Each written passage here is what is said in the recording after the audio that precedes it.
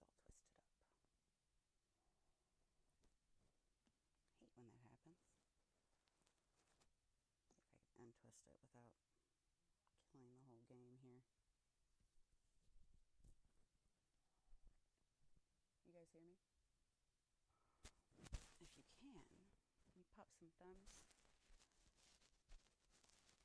That'd be so amazing. I'd be so appreciative. Pop a thumb or two. I can hear you. So, how are we going tonight?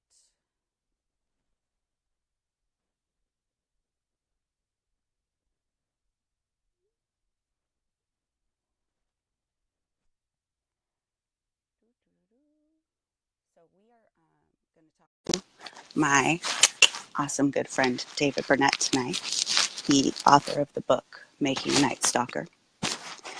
And I'm excited. Got some cool stuff that we want to cover.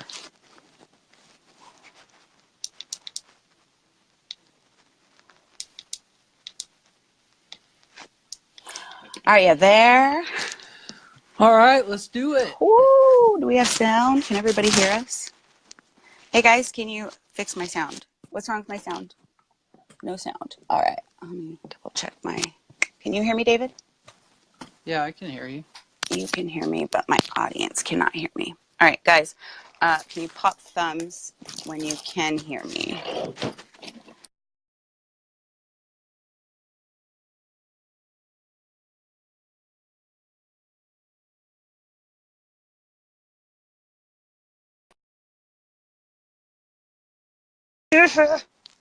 They hear you. Technical difficulties now.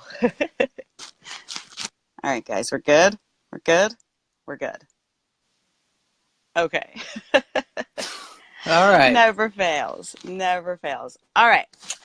Hey guys, welcome tonight. I'm so excited. You guys, I hope you remember David Burnett. For those of you that are new and haven't seen the broadcast before, or this is your first time tuning into the Amazing Kendra Show live stream, thank you. Thank you so much for joining or coming on really quick and checking it out. We hope you stay. We have some amazing and really interesting and important things that we're going to discuss tonight with David Burnett.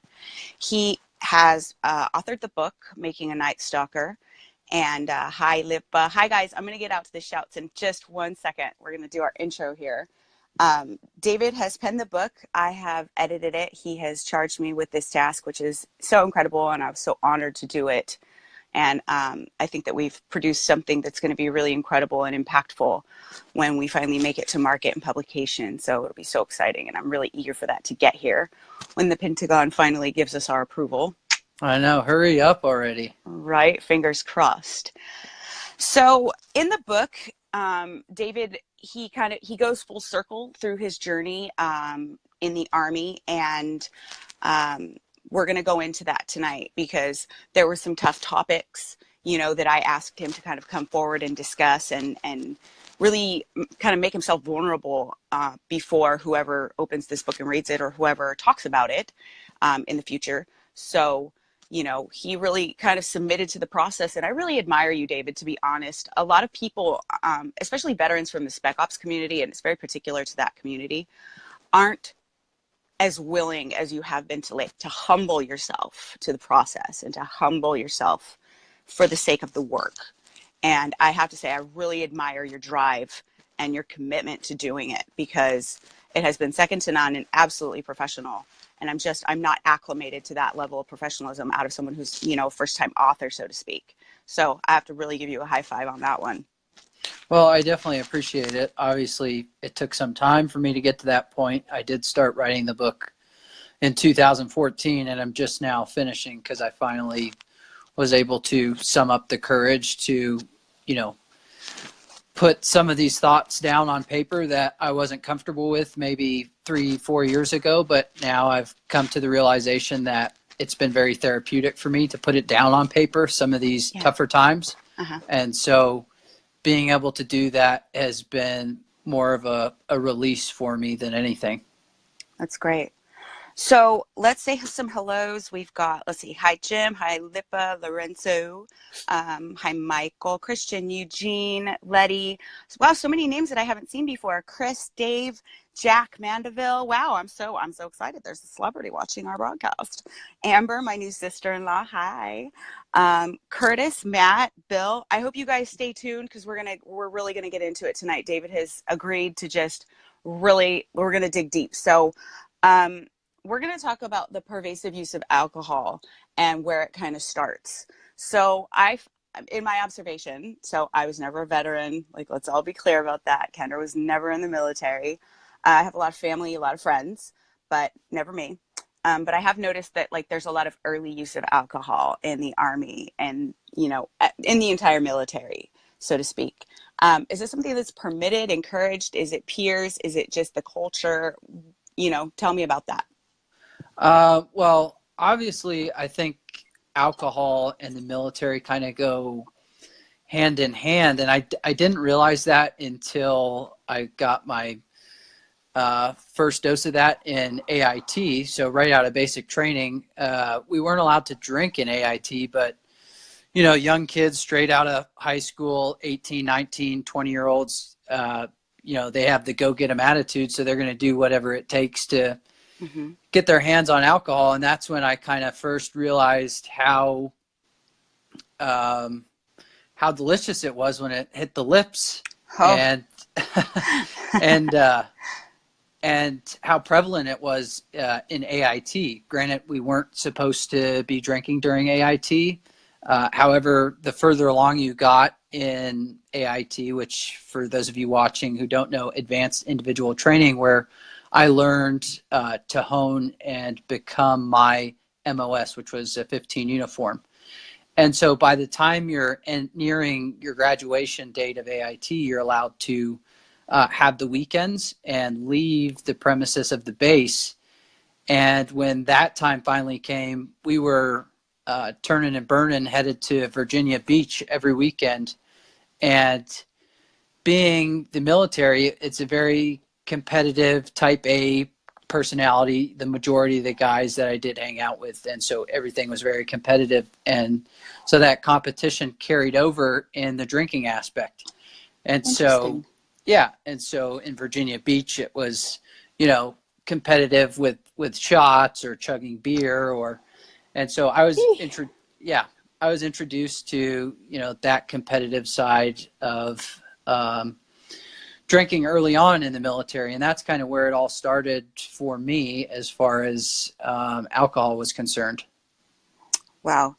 So, I mean, is there any concern or discussion as to, what's happening to you guys in terms of health? Because, in the military, everybody knows you PT every day. You got to get up, hungover or not hungover. I mean, are you educated about this? Do your officers educate you about this? Do they lecture you? Is it forbidden or not forbidden? I mean, how does the leadership deal with it? Or is it just kind of something that's ignored? I mean, there's always a Friday safety brief before the weekend, and that goes on past AIT and, continues on throughout time in service. And I think that's true across all branches of service. So if it's not the safety brief, I mean, there's definitely death by PowerPoint presentations as far as, if you're stationed here, stay away from this strip club or this bar Got it. But I never really remember it getting into, I mean, there was a lot of DUI type courses and stuff like that. And some people, unfortunately, were made examples of because they were the ones crossing those lines. I don't know how I didn't cross. Well, I definitely crossed some of those lines, but I was just fortunate enough not to be in that situation and made an example of. So there's definitely training, and there was, hey, don't do this, don't do that. But when you're, all these hours, putting in all these hours during the weekday at your job, and then the weekend comes, all you want to do is grab your boys and hit the bar, Yeah. whatever that entails. So made an example of, does that mean separation? Does that mean you will be discharged? Does that mean a smoking for the next 2 weeks or a pizza party or whatever it is y'all call it? What does that mean? So it varies. And for us, I recall one time in my first unit, we were in the barracks having a barracks party, and we had managed to, old barracks should have been condemned. So there was a roof access. So we were on the roof, tipping 40s back, and all of a sudden the first sergeant decided to stop by Saturday night and see what was going on, just visit the barracks, do kind of a. And how old were you? I was 19 at this point. And Okay. the majority of the guys on my floor who were all aviation related MOSs were around the same age. Got it. So he ended up finding all of us on the rooftop. Mm-hmm. And the party was then canceled, unfortunately. We were all having a great time. And then for the next 2 weeks, we had to pull roof access fire guard duty. So every person was mandated 2-hour shifts to watch the ladder that went up to the roof access. So it could be the middle of the night and you would have to guard this ladder, even though it's the weekday. No one's going to go on the roof. But it was just, these type of bizarre punishments. Right. And the punishment vary. That's just an example of one form of punishment. Yeah. But there have been more severe punishments where if someone gets caught in a DUI or gets arrested on an alcohol-related offense on the weekend, then it could be as far as chaptering out of the Army, or I don't know. The list of punishment goes on and on. It could be a range of anything. Wow. So some of you guys that are watching, do you have any bizarre punishments that you can recall that, like David's calling up right now? See, I see Andrew. You took your barracks door off the hinges to play beer pong and used it as a tabletop. I have to give you a prop for creativity on that one. That's good. That is good. Because I'm pretty sure if I took a door off the hinges, it would be with my foot and it wouldn't be going back on. But I'm not very handy with tools. I try to. Well, I'm kept from them because it becomes a hazard at some point for people like me that are just audacious klutzes. Okay, so David, really quick, let's get your the live stream shared to the Making a Night Stalker page. So just go ahead and either use your computer or whatever to use the share link that's in your timeline and share it to the Making a Night Stalker, or you can just approve the request that I just sent a few minutes ago. For those of you guys that are watching, if you want to help support David's effort to getting his book published and shared and popular as soon as we get it out and the approval of the Pentagon goes through and we're publishing, I would love for you to share the live stream. Also, the information that we're going to be discussing tonight, you guys are all welcome to ask questions, bring stories. I think that this is going to be really helpful for some of the younger generation of veterans and help them kind of get a better understanding that they're not the first ones. You guys are not going to be the last, but a little bit of awareness can go a long way. Let's see, Lorenzo. I'm pretty computer illiterate when it comes to sharing stuff on here, so I don't even know how to do it. Do you have your laptop open? I do, but it's not in here with me, so. Oh, okay. Because you can't leave the live stream with your phone. So, all right. Well, we're just going to have to let it share for later then. Yeah, that's fine. All right. Lipa, they caught you sleeping on duty and the punishment was to guard a stage outside. Yeah, it sounds like you guys get the sleep deprivation, the fire watch that's the worst. Clean the floors with diesel. That sounds like you're going to lose a few brain cells. That's a good one. Yikes. Well, it'll get it stripped clean, that's for sure. Okay. Yeah, the NCOs and the senior leadership, they can get pretty creative, and I'll give them that. So they came from a different time where creativity was at its peak, and they kind of just learned that and brought that with them as they grew up through the ranks, and then just passed it on to us. Yeah, a friend of mine actually said that at one point he a punishment for something of that nature, they had the cement kind of barricades. They're cylindrical outside of like 7-Elevens and gas stations and whatnot. Right. He had to hang upside down on it for 20 minutes or 30 minutes or something. It was just all of his entire body going numb and crashing onto his head if he fell down until the NCO said, your smoking is over now. Oh, the NCOs can get pretty hammered too. I imagine they can. Hey, Mike, thanks for joining the stream. So we are okay. So let's get back to it with the underage drinking. Um, there's always got to be the one guy who's going to be against drinking, or he's, super devout in his faith, or he's just maybe a health nut. Did you have one of those in your unit? Did you have one? And did you find that any of his influence was positive, or did he get more hazed because he didn't drink and didn't participate? I'm sure there was that guy somewhere. I just don't know who he was, and I didn't hang out with Oh, him, whoever that you didn't. person. Wow. That surprises me because it feels like there's always one that's just not. How Yeah, I funny is don't. that? I mean, there could have been. I was just, young and dumb. I'm sure there was, a more older. Sometimes you get some of these older guys who are right out of basic, but they have more life experience than some of these younger guys straight out of high school. So for me, I just associated better with the guys of my age, right out of high school. So I just associated with those guys. And, I'm sure there was a guy who wasn't drinking and was more focused on, what he had going on at the time. But Yeah, drinking was heavily prevalent, throughout my time in the military. yeah, the time passer. Ratchet strap mattresses together and make a PFC, a private first class sandwich, throw them off the third deck. Are you kidding me right now? You have That's to be good. playing. Oh, I think all the That's good. blood's rushing to my head and I'm going to faint. Like, I can't even get my mind around some of this stuff that you guys come up with. Yeah, we get pretty creative. You get a couple beers in us. Whoa. Okay, so, yeah, Michael.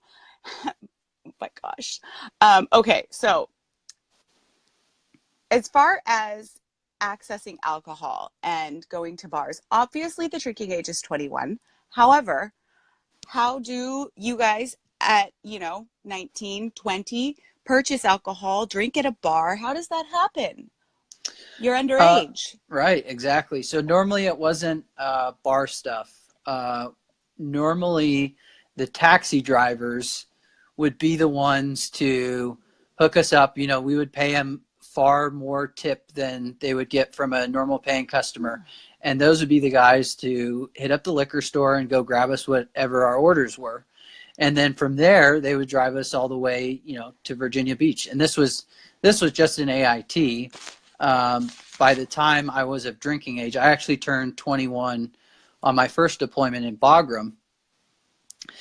And funny story, my dad actually flew in to Afghanistan on my 21st birthday to surprise me and brought me a giant bottle of peppermint schnapps. Wow. Yeah. Just here you go. There's always the guy who says you can fight for your country, you can drink in it. Well, see, this is kind of a sticking point for me. And I think a lot of Americans, I went to my first term at university, I was in France. And in Europe, the drinking age is mainly 18, but alcohol is served to children all the time. It's cultural. It's dinner, here's your wine. In Germany, it's beer. In Belgium, it's beer or wine. It just depends what country you're in, but it's not as rampantly abused because it's so normal for your entire life. It's just normalized. And the overindulgence it's a very American thing as well. In Europe, it's just, you don't have the obesity problems we have here. We don't have the alcoholism that we have here in the States because the overindulgence is such an American espousal or philosophy, if you will. So, I mean, I get it. I don't really object to the drinking age being, put at 18 but moving it now, it's like, are we too late in the game? What will be the consequences of that? Like right now we're looking at Colorado and fully legalizing marijuana and all of these problems with high school kids, abusing marijuana or getting behind the wheel under the influence and dropping out and not doing their homework assignments because of the ready access that they have to it now. It's not as difficult to get. It's become a problem. Like these consequences weren't I guess heavily considered or imagined, when the laws were passed. So now dealing with that is, going back. So I don't know. Kids eating Tide Pods, for the love of God. They're marching on Washington in 1 week, and then they're eating Tide Pods in another week. Really, we're going to let kids propose legislation when the week before we are trying to force Tide to be under lock and key because kids are eating it? This is disturbing, America. You can't tell me it's not. Oh my God. Your parents started giving you a couple of fingers of wine when you were 10. Yeah, my parents always kind of let us have some of it too. Not saying that it was like, oh, hey, pass it around. It was just, my father had wine at the table. He would pour a little bit into our glass, or, if we got him a beer, we could have the first chug off of it. And that was really it. But it wasn't forbidden. It wasn't like, no, you can't have that. And I think a lot of American families kind of make it that way. So kids have this enticement that, it's so forbidden. Right. You think? Okay, so let's take it around to, the other side of the spectrum, because I want to get to, what we were talking about, the veteran community and the competition thing that we were discussing earlier. But do you think that when, the young men separate from, their respective branches, they get their DD-214 and they're headed off base, do you think it's a more difficult problem than most people are acknowledging, that it's time to now stop partying so much, stop drinking so much, stop using it as such a medication and a boredom killer? Do you think that that's a bigger problem than people want to acknowledge at large? Yeah, I absolutely do. And I think it definitely plays a role in the unfortunate suicide veteran rate statistic. And I was reading a study from the Michigan State University that veterans who abuse alcohol or drugs are twice more likely to commit suicide than those who do not. And so when you're raised and molded around this environment in the military that becomes so drawn to the concept of partying every weekend and drinking copious amounts of alcohol, by the time you get out or separate from the military, then it becomes your go-to, not only on the weekends, but also on the weekdays, where you once did have a job and now you're out and you're in that transition period. So you find yourself on Fort Couch and you're like, well, I got the whole day to myself. I guess I'll just start drinking at 10, 11 a.m., might as well. It worked for me in the military on the weekends. I'll just, I'll do it now on the weekends. But then that starts to spiral down sort of a destructive path. And when you're out now, you don't have that brotherhood. You don't have guys pushing you, motivating you during the day. Mm-hmm. So then you become using alcohol as a coping mechanism. Now, I'm just speaking for me personally. That's what I experienced and what I went through. Other people can be different in that they have total self-control. For me, I did not, which is why I finally came to terms 6 months ago and completely omitted alcohol from my life 100%. But for others, some people handle it differently than others. And for me, my life became unmanageable when I consumed alcohol. And I'm thankful that I was able to realize that. And unfortunately, others aren't so fortunate and don't realize that. And by that time, then it's too late. So I think it's important to not only educate the public, but educate veterans better during the transition process about alcohol and drug abuse. And maybe not so much death by PowerPoint stuff, but actually, sitting down with soldiers and veterans transitioning and, establishing a better type of program and better assistance. Yeah. And counseling them as, brothers, not counseling them, NCO to, subordinate. It's, as a brother, this is what, needs to happen. And these are the things that you're going to be missing. And I think actually, Lipa just pointed out that Andrew made a great comment. And Andrew says, I think it's more of a self-medication thing. If you're drunk and you're numb, then you don't feel. And that is common to most people that are alcoholics. They will admit that very, very readily, or any addict of any nature. It's something to give you a dopamine release or a serotonin letdown of some sort to give you the satisfaction, or it's to numb over something that you don't want to feel, you don't want to acknowledge, you don't want to experience in that moment. And the alcohol becomes the easiest accessible, lubricant for that, so to speak. So actually, David, I want to, if you don't mind, I want to acknowledge that David did get sober from alcohol. You were a real prisoner to it, I think, for a really good long time. I think you're fortunate that you made it through as you did, because a lot of people don't. And David recently celebrated 6 months, like, perfectly sober. So I think Yeah. that deserves some really thumbs. So if you guys want to pop some thumbs for David's awesome journey and his success at 6 months sobriety, I think that's tremendous. A lot of people don't make it that far. They don't even make it, they try to do, get cleaned up, and they try to dry out, and it's, a month in, or something happens or something triggers them, and it's right back in it, and it's a daily struggle. And so I think that it's something to really, really be proud of, that you have overcome it and continue to overcome it. And it's now 6 months for you. I think that's really tremendous. Thank you. I appreciate it. The only way that you knew how to relax, you needed a drink to deal with your anxiety. Congratulations, man, keeping a role model from Michael Adams. Yeah, I think a lot of people, they start associating it. And I think that's the danger. We start associating drinking and alcohol with having a good time. And then we become kind of mentally conditioned that we're incapable of doing so without it. So it's those associative behaviors, like, I only smoke when I drink. Well, I can only have fun when I'm drinking alcohol and party with my friends. So those little dangers, those little trigger points that kids just aren't aware of them, 20 Yep. something, 19 something kids, they don't know. And they don't know that they're starting to condition their minds, to start associating behaviors. So all those fun, good times, their mind starts to seek it out again, when they want them back. So they go to the alcohol, to start re-triggering the fun and the thoughts.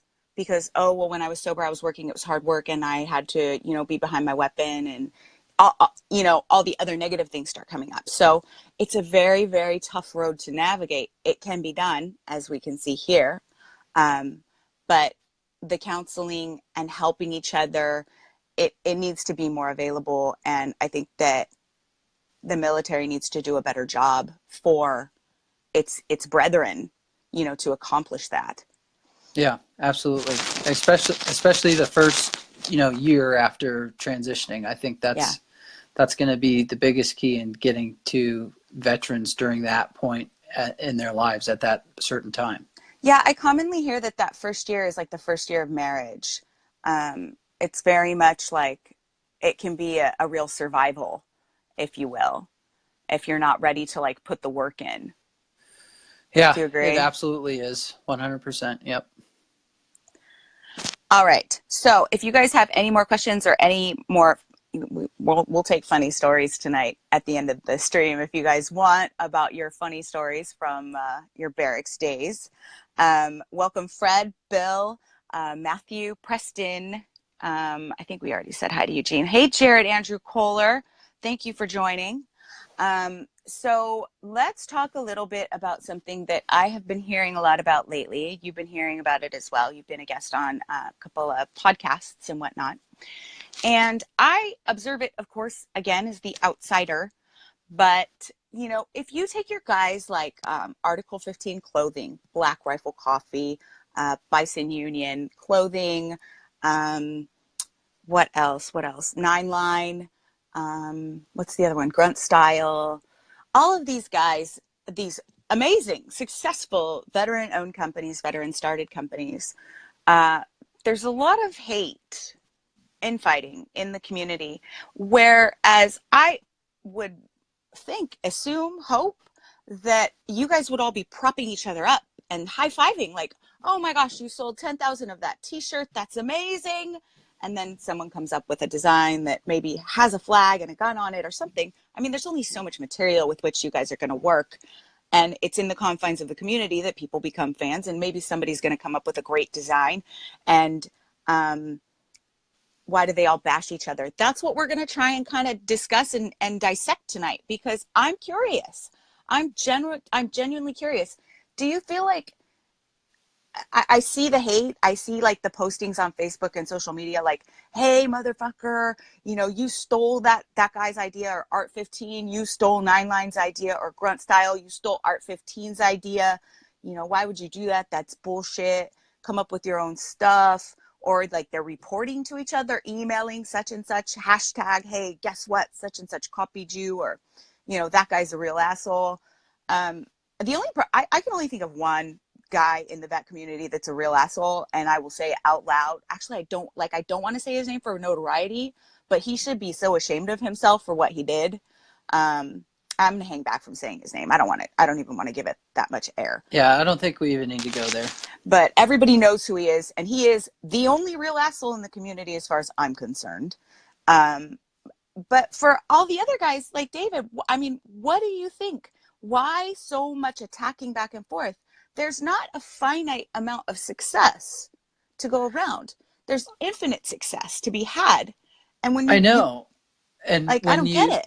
I don't either. And when you think about the veteran suicide rate, and you think about other veterans bashing other veterans, it's like, gosh, in the times that we're in right now, why wouldn't you be boosting, you know, giving love and appreciating what another veteran has done? Because in War on the Battlefield, if that same guy who started that company was side by side with you, putting bullets in bad guys, you would put your life down for that guy.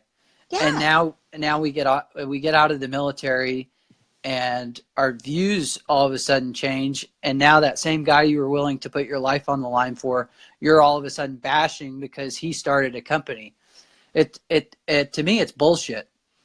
I don't understand the premise, and all I can do is chalk it up to jealousy. That's what I think it comes down to, really. It's funny because, jealousy is the root of so many things. Envy. And any of you guys that are Catholic, Christian, you know about the 7 deadly sins. Have you dealt with any vet hate with your book so far? Have you? That's an interesting question. And I have. And I wasn't expecting it. I'm trying to tell a story of a unique role within the Special Operations Aviation Regiment, 160th. And I would have thought that people would get behind me and support me, but I've gotten a handful of nasty messages saying, you're supposed to be a quiet professional. You shouldn't be writing about any of this stuff, blah, blah, blah, or whatever you're talking about now isn't true to how this is done now in the unit. And it's like, well, first of all, this is how it's done when I was in. So I'm portraying a story about the time and service I had there at that time. Right. It could be different now, but either way, there's been definitely people out there to take hits at me. And I, in my mind, I have a certain idea of what success is to me. I feel like I'm not there yet, but for some reason, people are still coming out of the woodwork and saying, why are you doing this? You shouldn't be writing about this, blah, blah, blah. And so, yeah, I've definitely experienced it. Yeah. So, there is a reason that envy, jealousy is one of the 7 deadly sins. And it's because it's the root of so many emotions that come out negative. All of those things, those criticisms, they're coming from a negative place. Now, again, I haven't been there. But as a civilian, we want to read about it. We want to hear about it. We don't need the gory, dirty laundry list of details. We don't need OPSEC access. We don't need all of that. But we want to hear about it because we want to care about it. There's a real dichotomy there. It's very difficult to ask someone to care about something of which they have no knowledge. Zero. So to tell these stories, or to give some background, some depth to a job or a life of, one of the warriors that are sent over there to fight, in our name under our flag, to give some context to that, to give a life to that is important. It's very important. And I understand the quiet professional because, again, I can think of a handful of horses' asses of, certain guys that have, written a book or gone loudmouth or however you want to call it. Maybe they didn't write a book, but they went loudmouth or whatever, or they did write a book and it was total bullshit. Um, it there's such a fine difference to what it is you're doing and just delivering some actual like history. And it's because we're living in history that I think it's difficult for people. And you guys do take this vow of being quiet professionals, but there is a difference. There's a difference between braggadocio and just giving context, delivering history as we're living it. So there's a difference. And they say you're doing something right when you've got haters. Cause I mean, I kind of get excited when I get heater messages, like just, so everybody knows I do get them. And I get kind of excited because it means that I'm doing something that's provocative enough that people are thinking about it, talking about it, and take a minute out of their day to tell me they don't like it. Well, you watched it, and then you took another 5 minutes to message me and tell me you didn't like it. So something is provocative enough that other people aren't taking a minute to say, hey, I liked it, but that's to me what it means, because there's the other side of that coin. So you're doing something right when you've got haters, I think. Right. But for veterans to be bashing on other veterans, it's really the root of evil. And I've surmised that another reason is when you're in the service, the majority are alpha type personalities. So when you're doing something, when you're on the battlefield, and someone fucks up, you're going to let them know it. And it's going to be 100%. You're going to say everything that's on your mind at that point, at that time. And then when you get out and veterans are bashing other veteran companies, they almost want to hold on to that same mindset where I'm going to say and do whatever's on my mind. I don't care, if you're same rank as me or lower enlisted, I'm going to tell you, what I'm feeling at the time. And so I think maybe some veterans hold on to that same mindset. So when they transition out of the military and see another veteran having even a minute bit of success with a startup company or whatever it may be, they want to use that same I'm the NCO mindset as I was in the military. So I'm going to bash this guy who's having a bit of success outside the military because I'm hanging on to those same principles that I did when I was in the military. Interesting. So I think that has a direct correlation with veterans bashing other veteran companies. That's just a small piece of it, but I think that plays a big role too. Do you think that it also is partly just I'm unhappy with life, so I sit and troll on Facebook and Instagram, and I have one friend that maybe works for that company, so I feel like if I have any like admiration or if I think something's great at this other company that's their quote unquote competitor, but they're not really competitors. Let's all be honest. There's plenty of market share for everyone, that they feel like they have to be loyal, or maybe they're just angry and they're going to go to bat and then start bashing on the other company. Does that make sense? Yeah, no, it does. And that plays a huge role too. And the veterans doing that are probably the ones that we need to help the most right now. Yes. Because if you have the time and the bandwidth and the mental capacity to just let it occupy that much space in your mind, we need more, better, more exciting things for you to do. We need a more interesting, fun job that makes you love your life every day, that you wouldn't even care about these minor issues because these are tiny, tiny things. Right. And I'm sure that the majority of the veterans bashing on other veterans having success were great soldiers in the military because they knew what they had to do. They were good at it. They knew where to be. They knew what time to be there. But now, we're kind of out now and in the civilian world. So we kind of following our own rules. And if some of those rules are, blocking out 3 hours of your time to get on social media and hate on other people because you can be a keyboard tactical princess behind your computer, then, that's what they're going to do. But those are definitely the veterans that we need to help out. Those are the people that we need to seek out and employ. Yeah. Yeah, I definitely agree with you. Let's go through a couple of these comments. Okay. Yes, you are all brothers. Andrew Mack. Why do they all bash each other? I think we're kind of getting in that. Vet hate with your book. Kala, yes. Common in the alpha male dominated professions. Kala knows because he's a law enforcement officer. Yeah.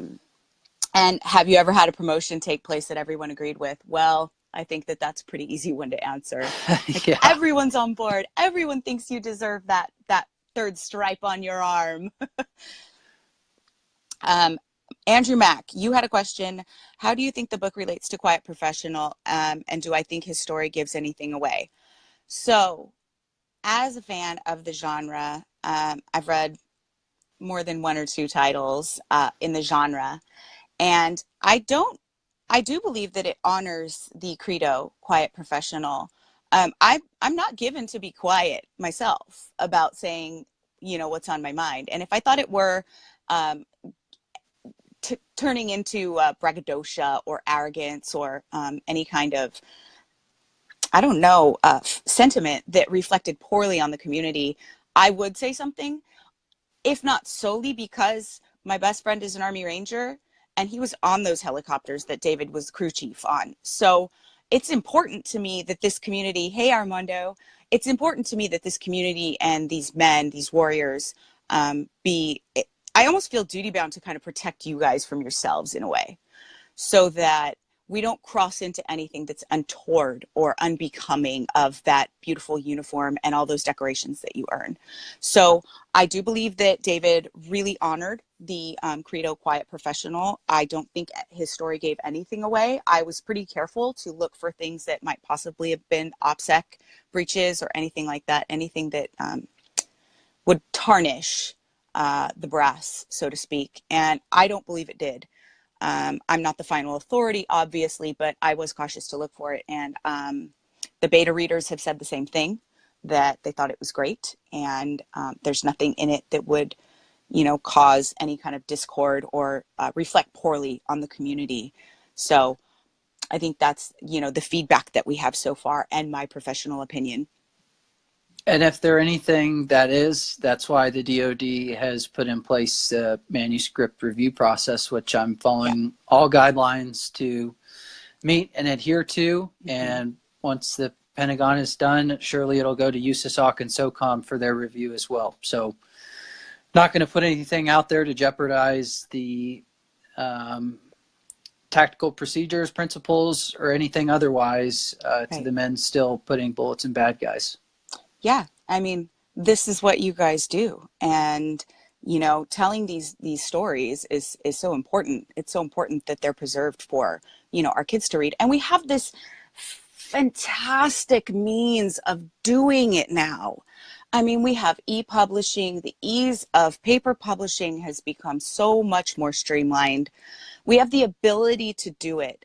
And so to not do it is almost a sin, because to leave it just there dying, in the ether it's a sin to me.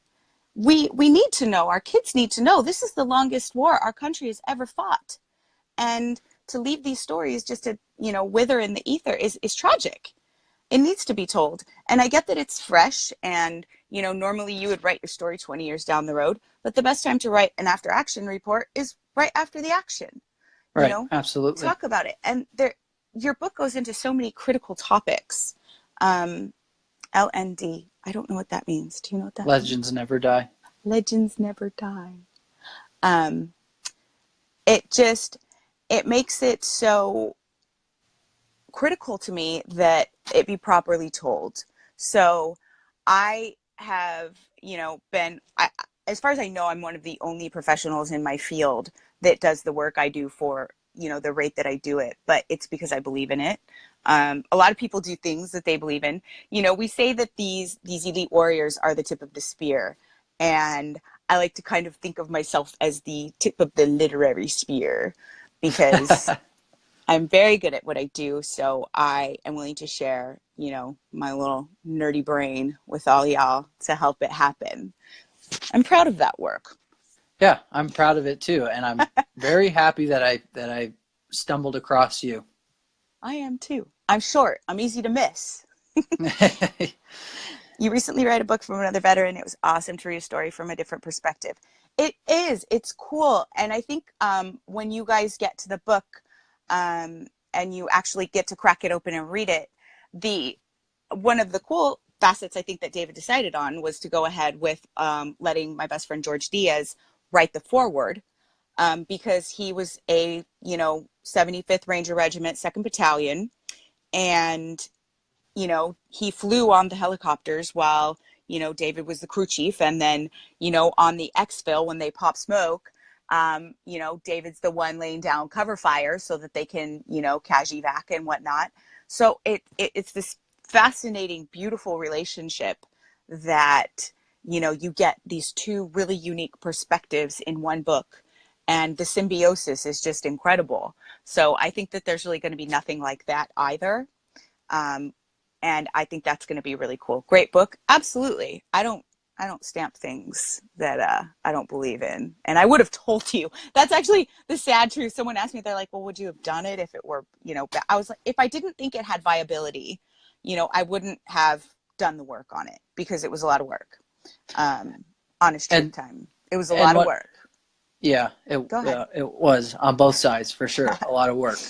But you know, we talk about quiet professional, and a lot of these guys who write me and who I don't even know and say I shouldn't be writing this book. Why are you doing this? I'm sure those people writing me read books about 160th prior to joining the unit, which got them excited and eager to join the unit. So, you know, the reason one of the reasons I found the unit is because I was able to read books that were published and put out there before I was even in high school, or I was in high school. And so for me, reading those books, I was able to learn more about the unit, and I hope mine can do the same for a younger generation. Yeah, I think so too. So JC Howe actually just asked a similar question to that. I'm pretty sure that's to you, David. Do you think that the soldiers you worked with helped you get where you are? And who helped the more negative people learning what not to do, or positive people and following their lead? So more of a fan of positive reinforcement, or watching negative, you know, like the F-ups and going the other way? Well, I definitely think the soldiers that I had the opportunity to work with, both 160th and other soft soldiers, definitely helped me get where I am now. As far as my mindset, I wouldn't have been mentally as tough through getting out and transitioning into civilian life if I hadn't have been in that unit, without a doubt. So definitely that mental toughness piece was built within the unit and working with some of the customers that we had the opportunity to work with. And the second part of that question, I learned a lot from positive people, obviously, in my time in the unit, and I'd rather associate with those people. But I also learned from negative people as far as what not to do and how not to go about my daily life. Yeah. So for those of you guys that are on the stream now, I would really love it if you would give us a share. For those of you guys that don't know, one of my friends that actually does advertise on Facebook, he's backed off a little bit, but he does use Facebook to advertise for his business. And he searched me to see if, you know, like I was in the category that, you know, you kind of search up. Like, you can't search people like for advertising. You can't find people like Tommy Lahren, Milo Yiannopoulos, these guys. You can't find them. If you want to advertise or buy space attached to their videos, you can't. It's shadow banning is basically what it's called. And he searched me, and I was not in the list. So I'm shadow banned, so to speak. So organic growth was awesome. I love you guys for sharing if you do. I am not giving up my AR, my beautiful Cal Legal AR. I'm not giving it up, and I like having it. Like, I'm all about my flag and my guns and my freedom of speech, which I'm engaging in now. So I would love you guys for sharing, and David will appreciate it too, so that we have, ready built community and publicity for his book when it comes out, because it was a lot of blood, sweat, and tears that went into that. Yeah, And, absolutely. the more free publicity, the more social media that we can use to kind of overcome, the powers that be trying to censor us and tell us how we can live and how we can speak, and the subjects that we can discuss is absolutely asinine. But I'm not gonna stop. I'm not gonna back down to a bully, because I'm more of the let's fight. You want to get down, we'll get down. So anyway, all right, let's see. Do you guys have any more questions for David specifically? We were discussing alcoholism as it relates to the veteran community. And, I think the lack of support is kind of one that is a sticking point for a lot of people, and no one really wants to talk about it. It just kind of goes like, oh, well, that's kind of how it goes.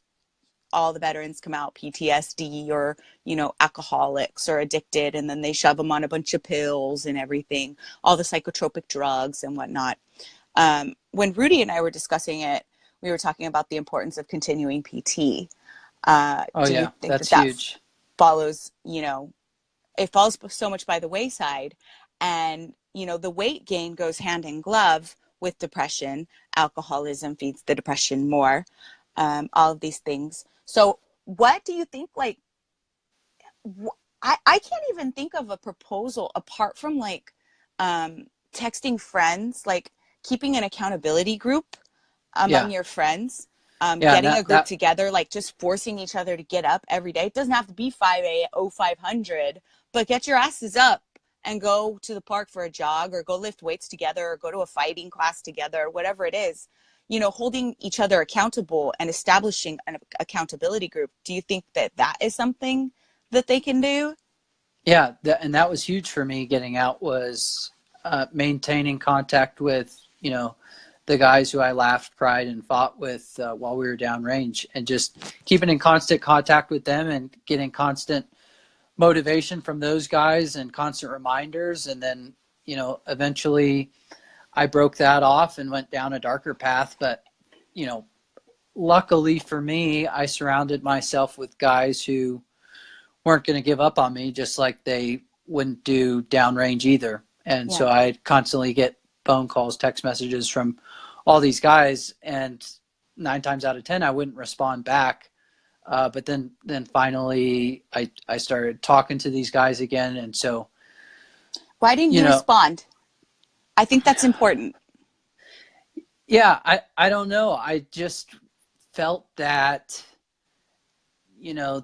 I was a burden, I guess, in their lives, that they were having to reach out to help that guy. I thought I was that guy, so why should I take up their time?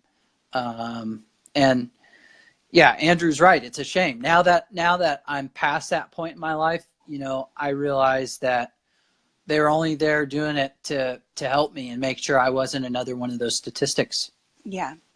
And now you can kind of name the emotion. Oh yeah. Do you think that your emotion and your emotional state was more the rule or more the exception? Like, common, like the way you were feeling is the way a lot of guys are feeling, but they think and believe they're alone. Yeah, definitely that answer right there. Yeah. So I think realistic solutions, things like, there's great charities out there, things like the Silky Hike and Go Ruck, great organizations like Go Ruck, Silkies, Irreverent Warriors. There are these organizations, Ranger Road right here in California. There are these awesome organizations, but the hardest part is getting people like you, people, that are stuck in the cycle, and they're kind of buried in their own emotions. Alpha type mentality leads to the fear of being the straggler, the one that the others, being the one that weighs everyone down and holds the team back. Absolutely, you're right. And I think that that's kind of, it's, men are not notorious for being organized. When you're out in civilian life or any other thing, who organizes the birthday party? Who Not me. organizes the Christmas party? Who No. organizes, the field trips? It's always the women. And I hate how it kind of sounds like gender roles, but men just aren't given to that behavior of organizing a party, organizing an outing, organizing these things. Andrew, you too. So it's not a gender assignment. It's just what we naturally do, you Right. know? And I think men, or, veterans specifically, if a few of you could kind of mentor each other on the way down for like the veterans that are in, the military now, and kind of train them and raise them and encourage them to start. We have all this great technology, text right at your fingertips, friends right there in town. Social media is right here. We're on it all day. So many of these guys are on it all day, and they are crying for help in their minds, but they're not saying it out loud. They're not saying it with their fingers, and they don't do it. And all it would take is organizing, one guy saying, all right, you 5 fuckers, you're my accountability partners. We're PTing. We're out now. You gain 10 pounds. I can't lift 250 anymore. We're getting this shit done. And it's really, I think it is is it that simple? Could it be that simple?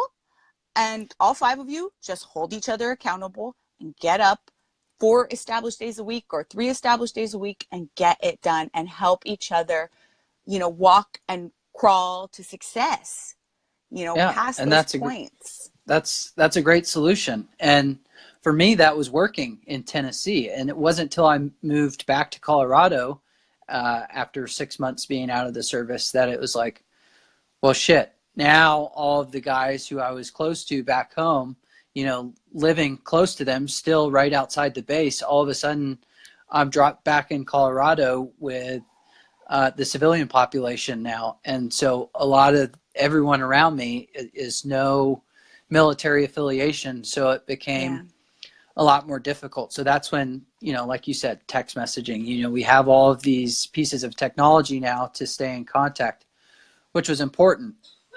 But I want to take it back to that veteran bashing community thing, because that plays a huge role in, transitioning out of the military. Someone might be trying to better themselves and coming out of a huge hole of depression, and then all of a sudden someone's coming out of the woodwork to bash this guy, and instead of bringing him up and saying, hey, good job, you're doing great, they want to say, oh, what the fuck is this? You're a piece of shit, blah, blah, blah. And it's like, dude, this is a small portion of what leads to veteran suicide. Is, I'm no scientist. I'm not going to say what percentage of that equals that, but it's like, come on, you don't know what journey this guy just went through and has overcome, and or where he's at in his life. But because he's a veteran and you're a veteran, somehow that gives you a right in your mind to bash him. Now that goes back to jealousy, alpha type personality. It's a culmination of things. But so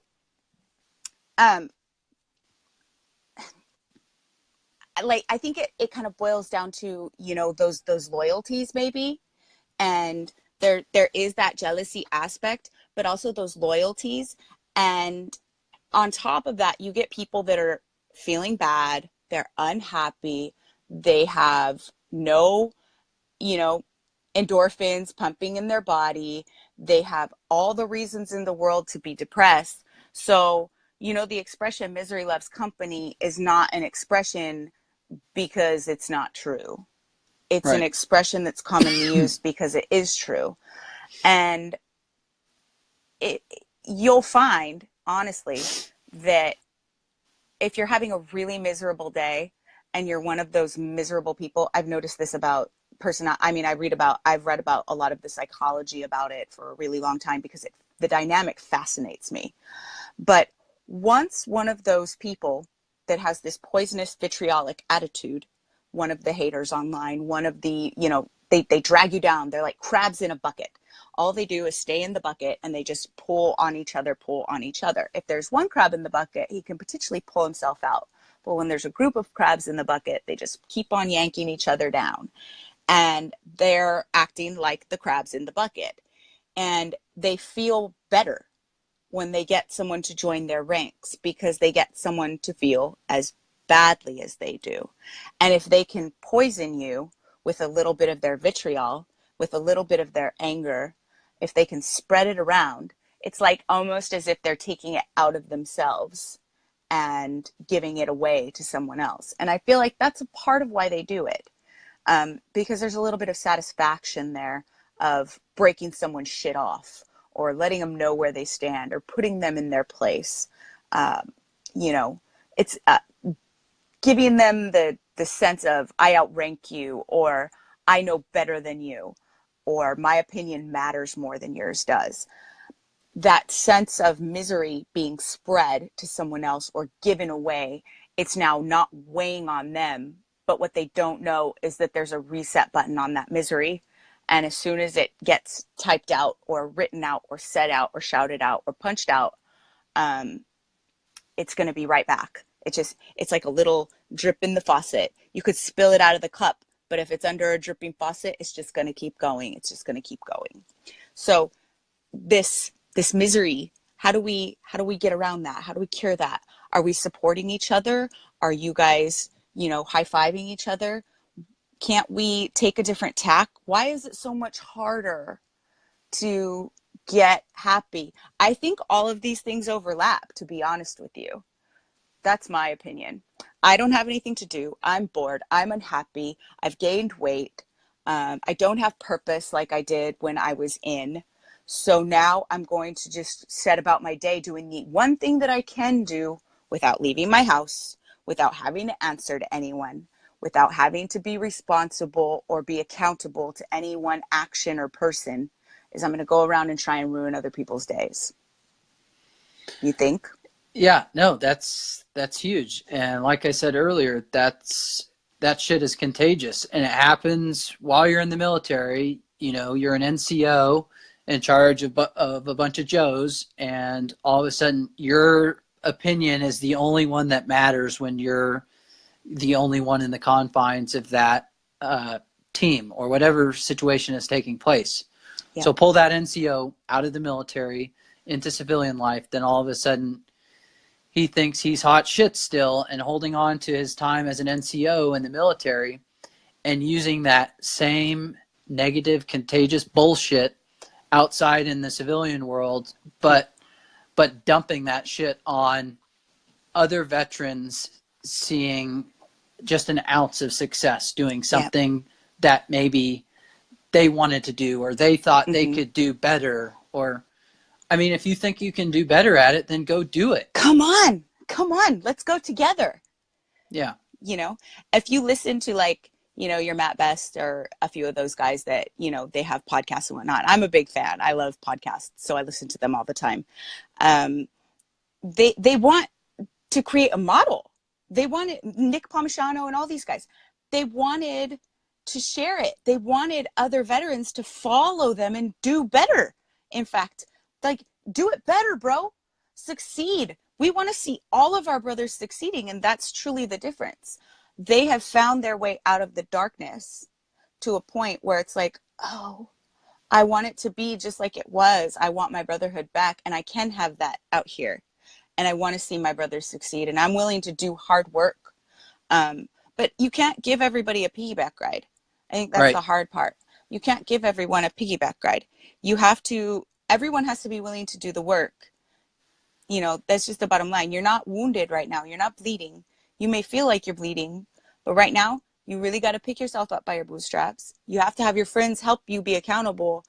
But if you're not willing to come to the table and answer their text messages or, make the effort for each other, you you're going to be lost. I think it's just such a tragic, tragic loss. And then it leads to, you know, I'm going to rip down whoever is in my community. You know, look at David, he's writing a book, you know, you're full of shit and it's a stupid book. And why would you write that? You know, how dare you cross the line of, you know, being a quiet professional, and this is what we do. We don't go around bragging about our job. You know, all these things, it's all symptomatic of I'm unhappy. I don't have purpose anymore. And all of it piggybacks and stair steps on each other, in my opinion. That's my observation. But psychologically, it all fits. No, that's absolutely true. And you mentioned, you know, Matt Best and these guys trying to create a foundation and a platform for other veterans to see, hey, you too can be successful. You just got to put in the fucking work. Mm-hmm. And for me, the motivators were Leo Jenkins and Marty Scoveland Jr., who have both authored writers. Some excellent books and were Yep. completely candid in their writing. And after reading Lest We Forget and Violence of Action, I realized, hey, you know, they talk about, you know, some of the stuff I was a part of in these books, but they don't get into, you know, too much detail, obviously. But that, for me, that was my point, and the turning point for me. I was like, well, they're going to be my motivators, and I'm going to follow kind of what they did. And they, whether they know it or not, they started that foundation building block for me to say, okay, I can write a book too. I just need to put my head down and grind. Granted, writing is, it's all a mental toughness game, just like Absolutely. in the soft community. And so I was like, well, they can do it. I'm gonna try my best and try and put a great piece of work out there from a perspective that not a lot of people hear about. And Colin Rue brings up a good point here. Mike Durant, who was one of the pilots who was shot down in Mogadishu, Black Hawk, he wrote a book in the company of heroes. And that's another one. You know, people are coming out of the woodwork saying, you're supposed to be a quiet professional. Well, you know, you look at our lineage, some of these books previous Night Stalkers have written have been by pilots. So I read some of these and I'm like, that's cool. You know, that's a pilot's perspective. But what about the guys in the back of the aircraft? What about their perspective? Yep. And no one had told that story. So it was a light went off in my head and I said, I have to tell that story. Well, I mean, the pilots have a job and the crew in the back has a job. And Christian Bussler wrote an awesome book too. Well, send it to me. I want to write it. I want to read it. That's the Mortuary Affairs Marine book I was telling you about today. Oh. Christian, you should give me a call. Not tomorrow. I'm on deadline right now, but we have publication coming up soon for one of my other authors. So I cannot talk. I don't think I can talk this week again, actually. But I do want to speak to you, Christian. So do not let that go. Message me. And David did the same thing. David had to follow up with me a couple times because I work. This is what I do. My company is my company. Putting the head down and grinding and writing a book. I think I get the question a lot, or actually I get the comment a lot, because as soon as people hear about what I do, they instantly, the first comment, oh, I've thought about writing a book. Oh, I want to write a book. Or, oh, I wrote a book. And I think, oh my goodness, tell me about your journey. And the first thing people say, well, I have this great idea. I'm like, I have 10 million great ideas a day. It doesn't make me an author. But someone asked once, like, well, how do you write a book? And someone else actually made the same comment. And it's a commonly used expression among authors. You don't write a book. No one writes a book. You sit down every day for a year and you write 1 to 2 to 3,000 words a day. And at the end of the year, you might have a book, or you might have a workable thing that an editor can help you turn into a book. Right. But you have got to write every day. You've got to write every day. Oh, my husband, I miss talking to you too. Hun, I get it. See, this is what happens. I get one of my authors call it their writing hovel, and I get into the editing hovel. And I just, like, my iPad is glued to my face basically for days on end. And it's, but that's how it works. That's the nature of my job. And that's why I'm able to take care of my sons during the day. I've got one home sick and one home with a busted up knee because he wrecked it on his dirt bike on Sunday. So we were going for an MRI on Friday morning, and that enables me to do it because, I have, you know, my work flexes with me. And as long as I meet the deadline, then I'm good. Christian, your internet sucks. You only get a few words at a time. You should be able to watch the playback and get all of the message really clearly. It takes a lot of bandwidth to get the stream live, especially because there's two of us on it. So you should be able to watch the playback, and I'll be posting it once we are off here. Actually, we've been on for an hour. Can you believe that? No one's going to rewatch. They're going to be like, an hour? Oh, Fuck that. yeah. Put it like a podcast. Just put it on in your car and just listen to it on your way to work or whatever. You don't have to sit and watch our faces. I'm not that cute. Come on now. Oh shoot, I lost my train of thought. Oh, don't forget, because David had to remind me a few times. He had to message me and kind of ask me to call him or talk to him a few times because I was on a couple of deadlines at one time when David first got introduced to me. But if you have a book that you think is needs some work, I know somebody that can help you out with that. And then there's a question here from Juan Rocha. Did you feel like you had a lack of direction or sense of uselessness? Absolutely, yeah. I did. Yeah, I did. And I'm still searching for my life's purpose, but I've got a different mindset now, and I'm on a better path than I was when I first got out of the military. I can say that for certain. So tell, like, that uselessness, did it come on quickly, or was it a gradual, slow fade? It was slow. It wasn't like right away, because I don't think it well, for me anyways, it didn't hit me right away. It wasn't until I picked up shop and moved back to Colorado 6 months after getting out that, all the guys who I used to work with were not a 15-minute drive, 10-minute drive away anymore. They were 1,200 miles across the country. Mm-hmm. And that's when it really sunk in for me. Yeah. That you were alone.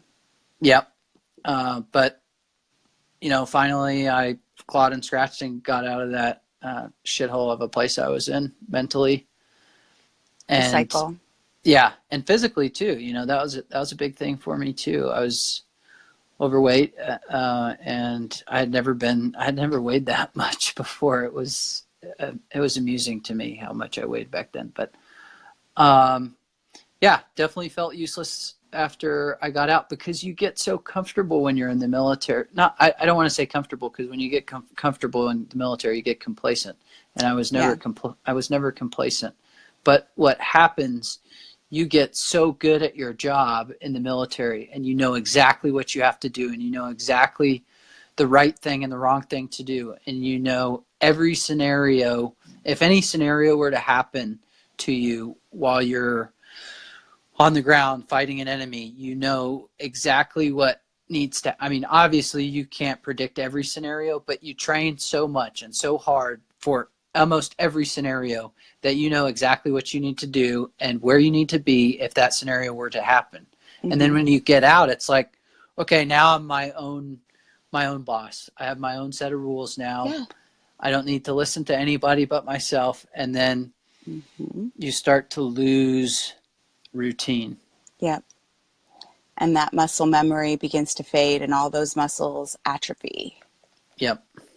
And then suddenly you're like a frog in a pot being boiled, and you didn't even know that the heat was on underneath you. Yep. Yeah, I think it's a tragic story for a lot of people. All right, we have had David on here for an hour, and unfortunately I have some deadlines that I still have to get to work on, so I need to get to scooting tonight, everyone. David, thank you so much for coming on tonight and being honest and so forthcoming with so many of these truths. I think too many people, too many men like you are reticent, and it's the alpha that keeps them from making themselves vulnerable to the community and saying, hey, I had a problem, you know, and I'm working on it. I work on it every day. And there's no shame in that. And I think when, you know, you grown ass men can realize it and come to grips with that, you're able to grow and get past it. But I love you for coming on and talking about it. And I hope that everyone in the audience was able to take something away from this tonight. And if you're watching on playback, feel free to message David or myself if you have questions. We are here.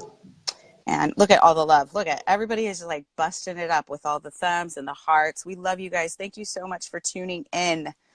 Awesome. That's great. I appreciate it. That is awesome. Never in a million years would I think I would be on a live Facebook feed sharing my story with an editor with whom I had the privilege of writing a book with. Hey. So well, that's cool. I love it. And I think that you have done a tremendous job, and I think you've done a tremendous service for your community tonight by being so honest and open and forthcoming with all the things I asked you, because I think a lot of people would have been really uncomfortable with a lot of the things that I went into, but I'm not a shy one, so. Yeah, if one veteran sees this who is going through the same shit that I went through and many others go through transitioning out of the military, then that would make my night. That's all that matters. Yeah. All right, guys. Thank you so much. If you have questions for David or myself, please feel free to inbox us. We are available. David also works at home, and he can flex as well. He's great about returning messages. I try to be when I'm not on deadline. But again, I listen to a lot of podcasts while I'm working because there's a lot rolling around up there. I actually took a speed reading test today. Someone posted it. Nick Ramsey posted it. And I was keeping up with like the 700 or 800 words a minute. I mean, I knew my reading speed was pretty above average, but I was like, did that really just happen? That was so weird. Anyway, it was crazy. But yeah, there's a lot rolling around up there. I can tell. Yeah. Anyway, you guys, love you so much. Thank you, David. I will talk to you soon. I've got to get back to work on Josie's manuscript, but I love you guys. Thank you. Tune in. We are going to keep going. I am hoping to have, I can't give it away yet. We haven't confirmed for in the next 2 weeks, but we will be back because David's an awesome guest and we have more stuff that we want to talk about. So yeah, absolutely. All right. Good night, you guys. Love you all. See you guys. Thanks, Kendra. You're welcome. Good night. Bye-bye. Bye-bye.